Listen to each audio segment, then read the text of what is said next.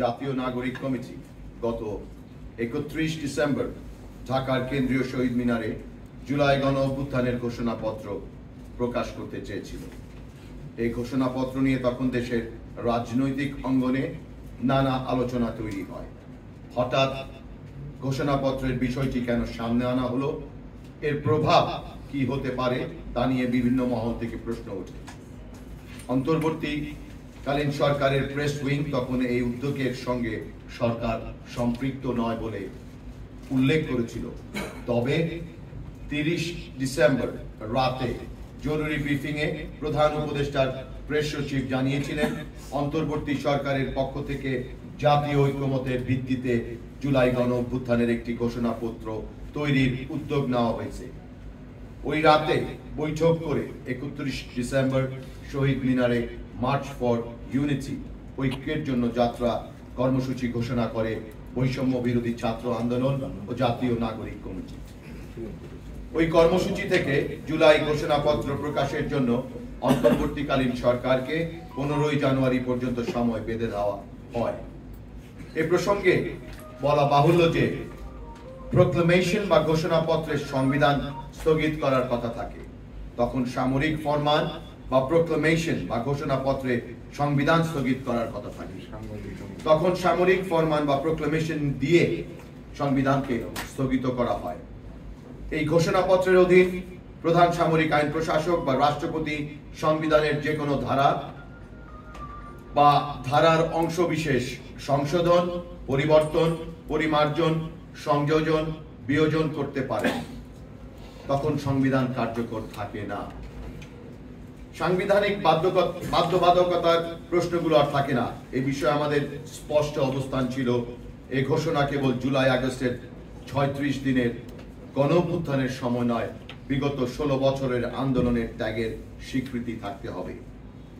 12 দলীয় জোট সহ বিগত ফ্যাসিবাদ বিরোধী সকল দল মনে করে এই ঘোষণায় বিগত 16 বছরের আন্দোলন সংগ্রাম, গুম খুন, নির্যাতন, নিপীড়ন, জেল জুলুম সহ রাজনৈতিক দলগুলোর ভূমিকা সব থাকতে হবে। ফ্যাসিবাদ বিরোধী আন্দোলনে যুক্ত রাজনৈতিক দলগুলোর সঙ্গে আলোচনা করে এই বিষয়ে একমত হয়ে তা করতে হবে। আমরা জুলাই আগস্টের ফ্যাসিবাদ বিরোধী এই জাগরণকে গণ অভ্যুত্থান বলে মনে করি। ফলে প্রোক্লেমেশন নয়, গণ অভ্যুত্থান নিয়ে একটা ডিক্লারেশন বা ঘোষণা আসতে পারে বলে আমরা মনে করি। 12 দলীয় জোট মনে করে জুলাই আগস্টে ছাত্র জনতার অভ্যুত্থান হয়েছে। সেই অভ্যুত্থানের পর জাতীয় ঐক্যমতের ভিত্তিতে একটি সরকার বর্তমানে ক্ষমতায় আছে। এই সরকার সংবিধান অনুযায়ী শপথ নিয়েছে। সাংবাদিক ভাই বোনেরা, আমরা এও মনে করি জাতীয় ঐক্যমতের ভিত্তিতে বিগত 16 বছর যাবৎ রাজপথের সকল আন্দোলন, গুম খুন, হত্যা, নির্যাতন, জেল জুলুম সহ অত্যাচারিত বিষয়গুলো নিয়ে আন্দোলন ও সংগ্রামরত সকল রাজনৈতিক দলের মধ্যে ঐক্যমতের ভিত্তিতে একটা রাজনৈতিক বয়ান জাতির সামনে উপস্থাপন করা যেতে পারে। আমরা আজ গভীর উদ্বেগের সাথে লক্ষ্য করছি যে জুলাই আগস্টে ছাত্র জনতার অভ্যুত্থানের ঘোষণা পত্র নিয়ে ধূম্রজাল ও অস্পষ্টতা সৃষ্টি হয়েছে। আমাদের আন্দোলন সংগ্রামের ফসল এই অন্তর্বর্তীকালীন সরকার দায়িত্ব পালনে নিরপেক্ষতা ও গ্রহণযোগ্যতা হারাচ্ছে। আমাদের মধ্যে এই উপলব্ধি হচ্ছে যে আমরা যারা দীর্ঘ 16 বছর যাবৎ ফ্যাসিবাদ শক্তি অপসারণের জন্য মরণপণ আন্দোলন সংগ্রামে ছিলাম, তাদের প্রতি উপেক্ষা ও উদাসীনতা প্রদর্শন করা হচ্ছে। উদাহরণস্বরূপ, বিগত সরকারের সময় মিথ্যা মামলায় জর্জরিত নেতাকর্মীরা এখন পর্যন্ত মিথ্যে মামলা থেকে অব্যাহতি পাচ্ছেন না। আজকের সর্বদলীয় বৈঠকের ব্যাপারে আমরা কোনো বার্তা পাইনি। আমরা অনেক অংশীজনের সাথে কথা বলে জানতে পেরেছি তারাও আজকের সর্বদলীয় বৈঠকে আমন্ত্রিত হয়নি।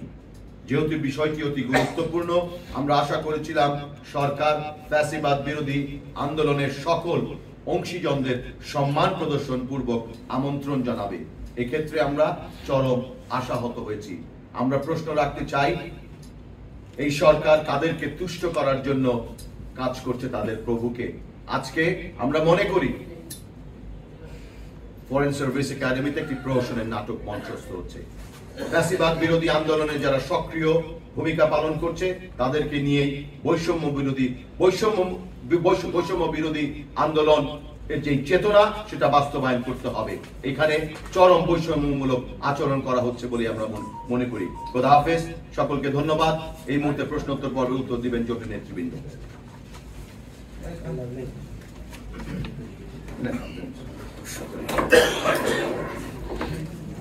প্রশ্ন থাকলে আপনারা করতে পারেন।